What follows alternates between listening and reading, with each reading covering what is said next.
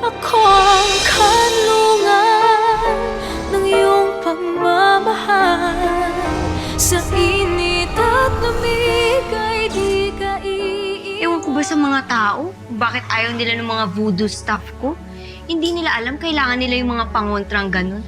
Ang dami kayong mga kasasamang espiritu sa paligid. So, sino nga ba si Crisel, Frenny? Siya yung kakambal ko na namatay na ng mga bata pa kami. Ball of light lamang ang kaluluwa o espiritu. Kakaroon lamang sila ng anyong tao kapag meron pa itong memorya. Kanya na nangyayari sa iyong kakambal, Crisel. Kaya naman, kung napapansin nyo ay sumasabay siya sa iyong paglaki. Kapal karibal ang tingin mo sa akin, di ba? Karibal mo kay Diego! Hindi ko naman siya aagawin sa'yo eh! Hindi ba? Ano mangyayari kapag nilapitan na ho sila ng masasamang espiritu? Pwede silang gamitin o turuan ng mga masasamang kaluluwa para makabalik muli dito sa ating mundo. Turuan mo na ako sa manay mo. Sigurado ko na ba sa desisyon mo? Sigurado ako. Basta mabuhay lang ulit ako. Pag alis mo rito ng nanay-nanayan mo, lumayo ka na. Huwag ka na magpapakita ulit sa akin. Huwag mo nang babanggitin na tatay mo ako. Hindi ka alis dito at hindi ako nakakasigurado. Magaling ka na, Apo.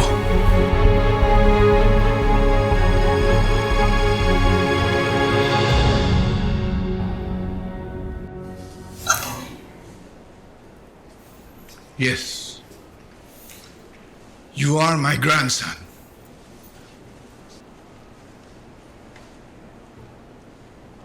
Bakit di po kayo nagkagalit sa akin? Bakit hindi niyo po pinagtatabuyan? Bakit hindi niyo po ako nahihiya? Pasensya mo na, tatay mo. Huwag mo ako itulad sa kanya. Hindi ko gagawin sa iyo yun dahil kadugo kita. I've been wanting a grandson ever since para ipagpatuloy ang apelyido ko, ang ospital na ito. I've been researching about you. You know, you're a fine young man, Diego. Fine young man. Tinaguyod mo ang sarili mo habang nasa loob ng bilangguan ng nanay mo. Nagpursige kang may pagpatuloy ang pag-aaral mo. And I admire that. You don't know this, but your great-grandfather, my father, is a self-made man. Nag-umpisa sa wala. Pero, ginawa niya lahat ng makakaya niya para makapagtapos. At nakapagpagawa siya ng una nating building sa Batangas noon. And I see you. I see you in him. You are a Divilla, Diego. You are a Divilla. I'm proud of you. I'm proud of you.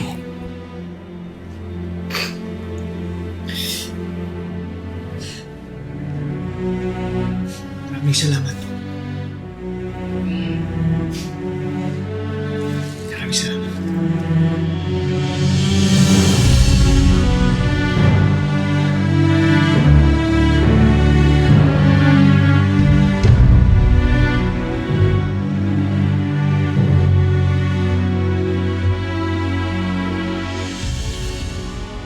Bakit ganun?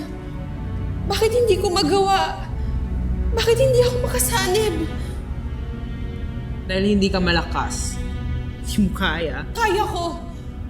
Turuan mo pa ako. Hindi na. Habang panahon ka na lang ganyan, isang kaawa-awang kaluluwang ligaw. Hindi. Hindi pwede. Kailangan kong mabuhay ulit. Sumama ka na lang sa liwanag. Tigilan mo na yung pangarap mo. Ang patay dapat manatiling patay. Hindi. Hindi. Kailangan ko na mabuhay ulit. Bumalik ka dito. Hindi.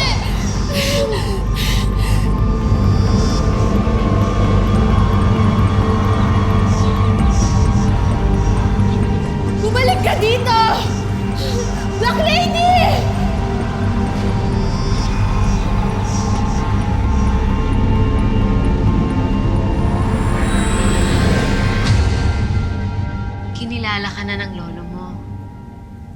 Alam mo anak, masayang masaya ako para sa'yo. Parang hindi ka yata masaya.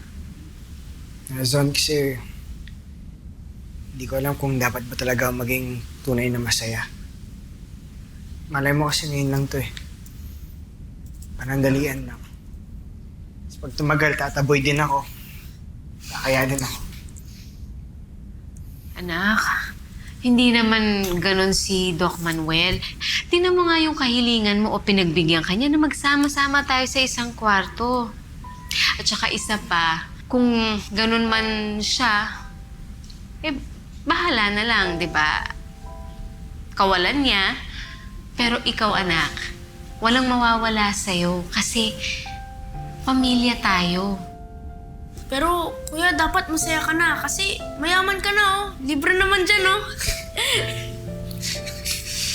Sira ka talaga. Di ako mayaman. Pero alam nyo na, Ezon, ang sarap pala sa pakiramdam na may taong tumanggap sa'yo.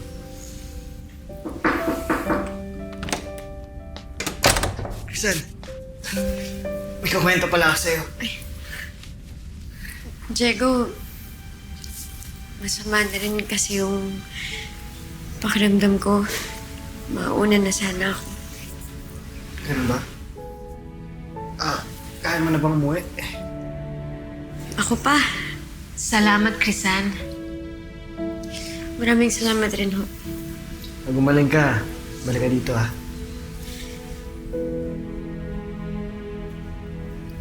Pagaling ka, Diego.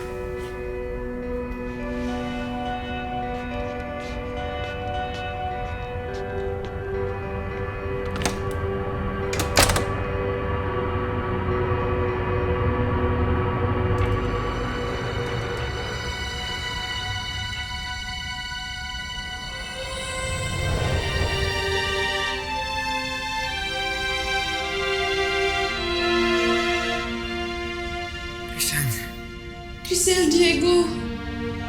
Ako si Crisel. Ano bang meron kay Crisel kung bakit gustong-gusto mo siya? Nandito naman ako. Diego, ako naman yung hanapin mo.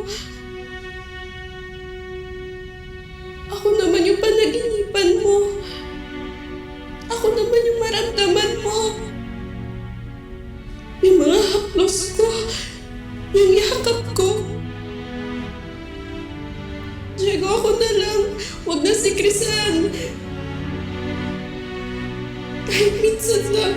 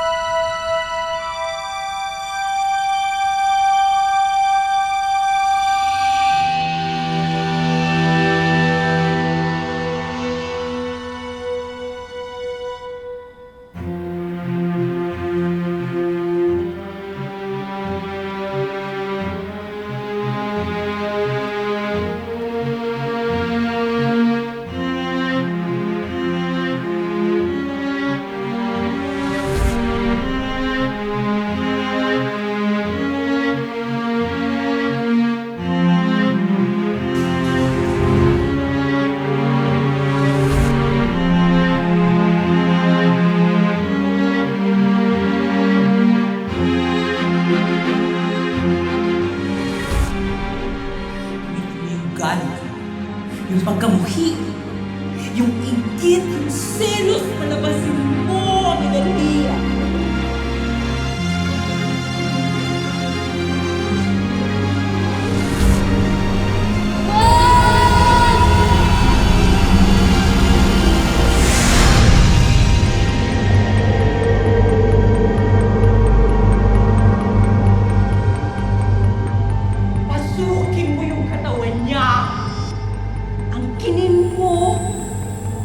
Lamunin mo ng buong-buo!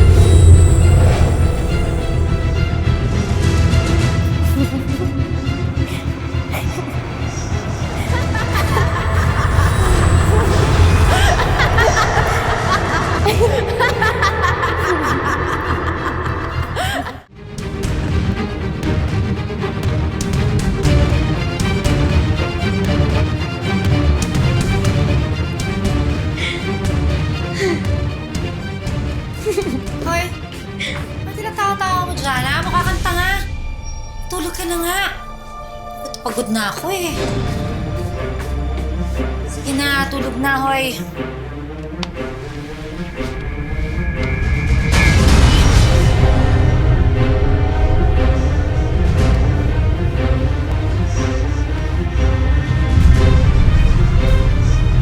Kahit kailan wala na kami ginawang tama sa'yo.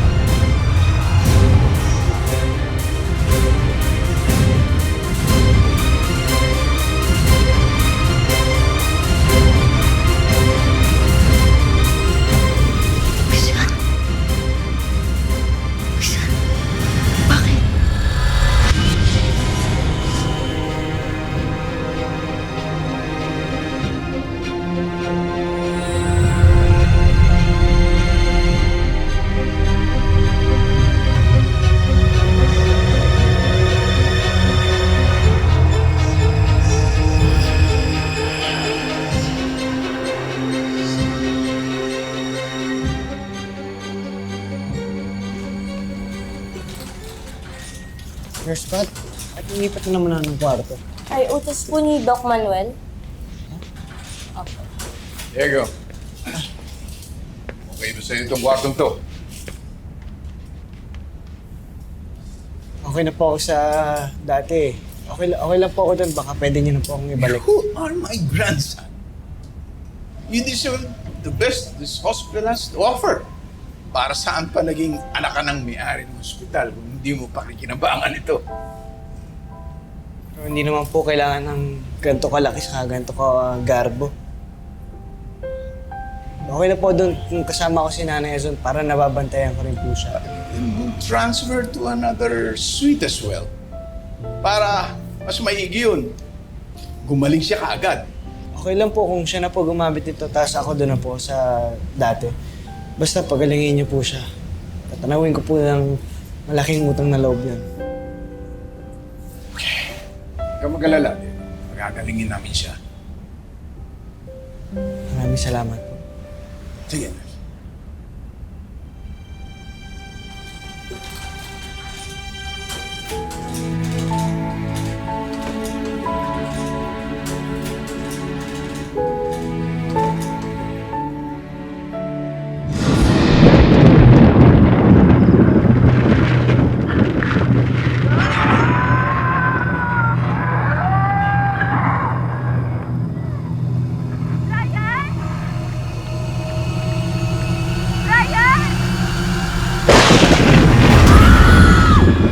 Ano ba naman, Tisan? Nakakatakot ka! Akala ko tulog na kayo!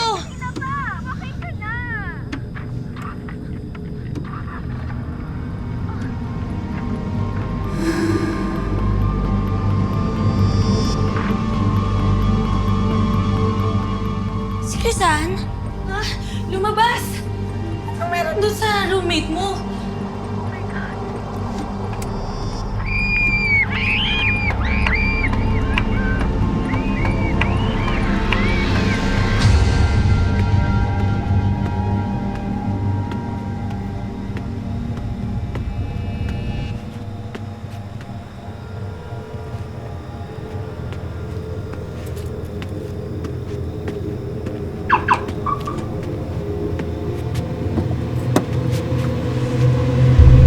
Oh! Why do you have to sneak at the dark like that? You want me to have a heart attack? Paano ginagawa mo? Ano yan? Kukupoy mo na lang yung batang yon? Ha? Di ba sinabi ko naman sa'yo, abusuhin ka lang nila? Bakit hindi? Ha? Maybe one of these days, siya magmana ng hospital na ito. What? DNA.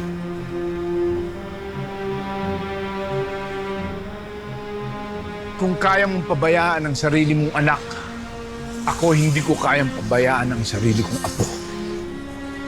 So ano? Ganyan na lang yon. Kukupin mo yung batang yan. At ano?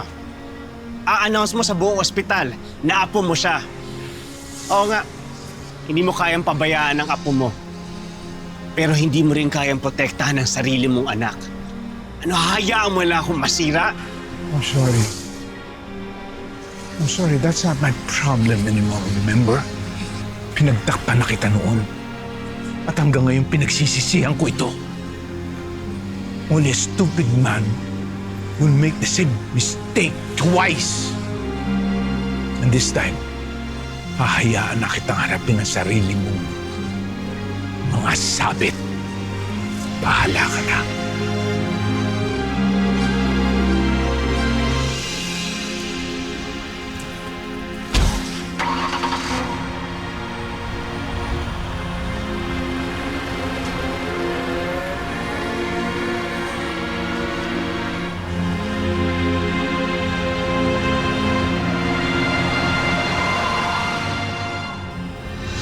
Mahahawakan na talaga kita ngayon, Diego.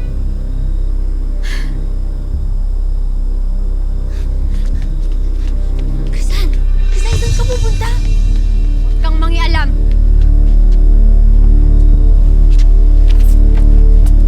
Crisan, ano naman nangyayari sa'yo? Crisan! Tawan mo ako!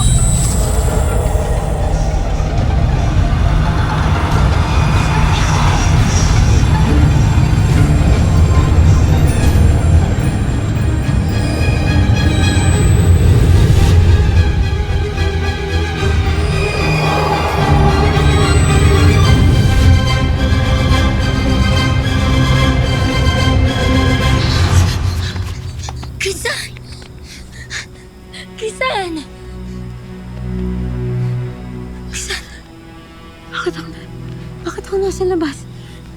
Yun nga yung tinatanong ko sa'yo. Bago mo ako itulak at saka bago ka mahimatay. Tinulak kita? Nahimatay ako?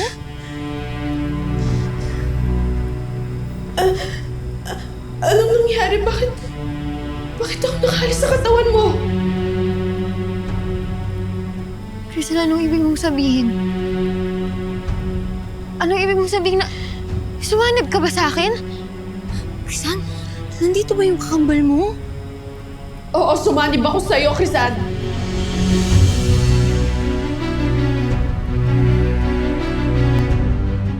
Bakit mo ginawa yun, Crystal? Masama yun. Mali yun. Lahat na lang mali? Lahat na lang masama? Ano, Crisan? Ikaw na lang mabuti at tama ngayon? Katawan ko to, Crystal. Buhay ko to. Wala kang karapatan na gamitin ako. Makasarili ka talaga, Crisan! Asa na yung sinasabi mong mahal mo ako, ha? Crisan, sa sandaling oras na nakasanib ako sa'yo, naramdaman ko na kung paano mabuhay ulit. Pero imbes na matuwa ka sa akin, nagagalit ka pa sa akin ngayon. Akala ko ba kaya mong gawin lahat? Lahat para sa kakambal mo? Bakit hindi mo na lang ako hayaang sumanib sa'yo? Crystal, kasi iba na yung hinihingi mo. Kung hindi kita iniligtas doon, hindi ko naman hihingin lahat to ngayon sa'yo, Crisan eh. Sana talaga, ikaw na lang yung namatay at ako na lang yung nabuhay. Crystal, ilang beses ko lang naisip yan. Ay kung may magagawa lang ako para ibalik yung oras na yun, yung araw na yun, matagal ko nang ginawa.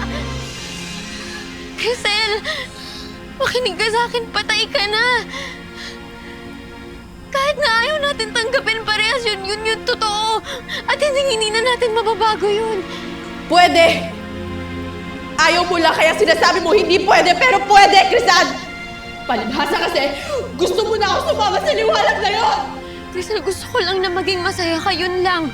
Ang sabihin mo, gusto mo na akong mawala sa buhay mo. Madali naman ako kausap, Crisan. Kung yan talaga gusto mo, magkanya-kanya na tayo ngayon. At mula ngayon, kalimutan mo na may kakambal ka. Kasi mula ngayon, kakalimutan na rin kita!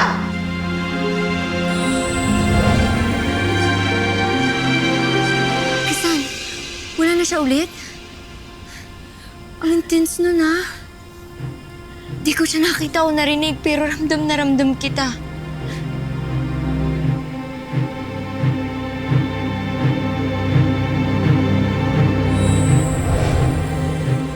Black Lady? Black Lady, nasan ka? Black Lady, nasan ka?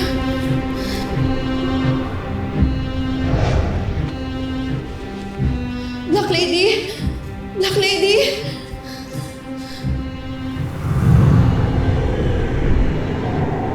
Nakita niyo ba si Black Lady?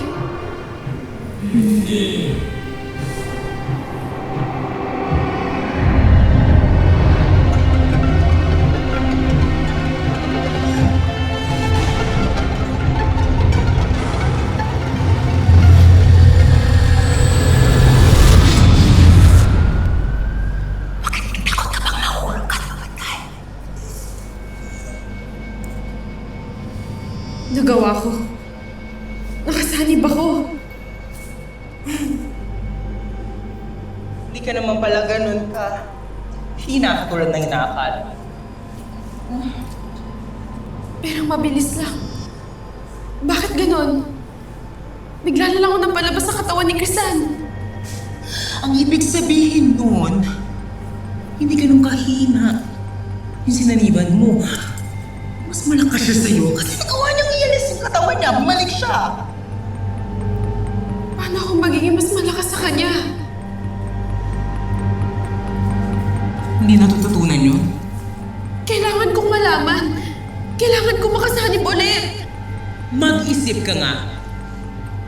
Kung madali lang yung pagsanib, edi sana lahat ng multo nagawa na nilang saniban kung sino man yung gusto nila. Ikaw, gaano katagal bago ka natutong bumawak ng mga bagay?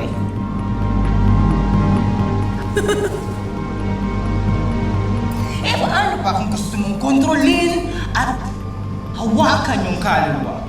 Lalo na pagka pumipiglas siya. Kaya kailangan kong maging malakas. Para matalo ko siya. Para mapunta sa akin yung katawan niya. Walang nakakasanib ng ganong katagal sa buhay. Malalaman at malalaman nila.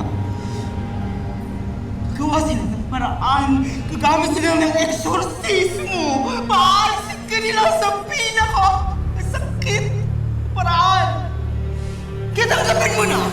Tigilan mo na yung ilusyon na yan. Mananatili kang patay, patay ka, mananatili kang patay. Hindi! Ngayon pa ako susuko? Ang dami ko na natututunan, Black Lady! Hindi ako pwede manatiling patay! Okay.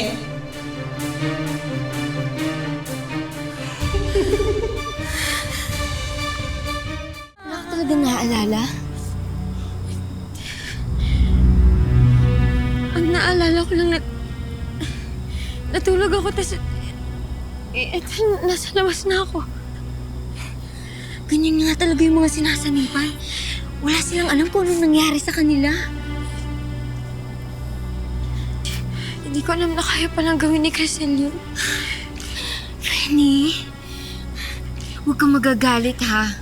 Pero yung mga sumasanib na ganyan, may mga evil intentions. Hindi sa tinatakot kita ha. Pero nakakatakot na yung kakambal mo. Kung may mga sanib-sanib powers na pala siya, ibang levels na yun eh. Napapanood mo naman siguro sa mga horror movies yung ganun, di ba? Hindi ko na alam kung anong gagawin ko. Kapag sinusubukan ko siyang kausapin o paliwanagan, hindi siya nakikinig sa akin. Tapos ito pa ngayon na alam kung ano-ano na yung ginagawa niya, hindi ko alam kung paano ko siya mapipigilan. Ito, evil ay ang tawag dyan. Ito yung ginamit ko kanina. Pinabalik nito yung kaluluwa mo sa katawan mo. At pinalayas nito ang espiritu ng kakambal mo. Hindi ko to pwedeng ibigay sa'yo eh. Nagamit ko na kasi. Gagawa na lang kita ng bago. Hindi ko alam kung dapat ba akong matuwa o malungkot o matakot kung sa akin siya sumanib. Nuri, paano kung sa ibang tao niya gawin yun? Kakambal ko si Crisel, oo, pero kahit ako natatakot na ako sa kung ano yung kaya niyang gawin. Ang laki-laki na ng pinagbago niya. Hindi na siya yung Crisel na kakambal ko.